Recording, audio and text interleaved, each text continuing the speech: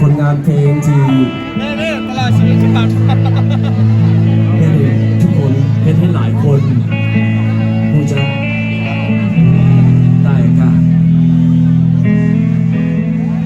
เป็นผลงานเพลงอกหักที่ห้องให้กับคนที่พยายามเป็นคนดีดีแล้วดีเรื่อยๆดีซ้ำๆดีตลอดแต่สุดท้ายก็ยังถือเขาทิ่มไปอยู่ดี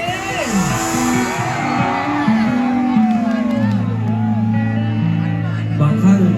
ความดีก็ซื้อความหักมาได้เลยนะ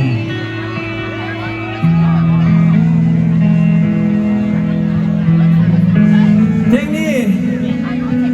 อยากห้องให้กับคนที่พยายามเป็นคนดีแล้วเขาบ่หักแล้วกันเนาะ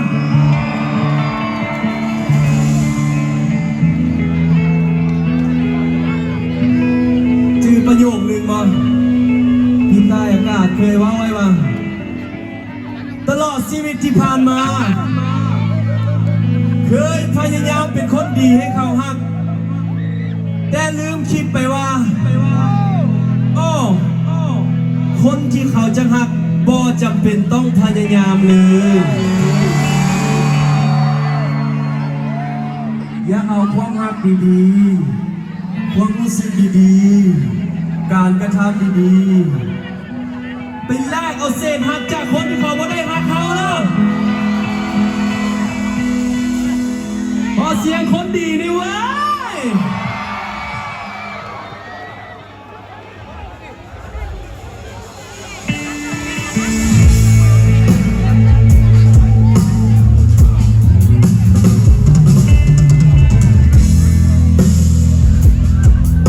แน่นอนว่าทุกคนห้องเพลงนี้ได้แล้วกันเนาะ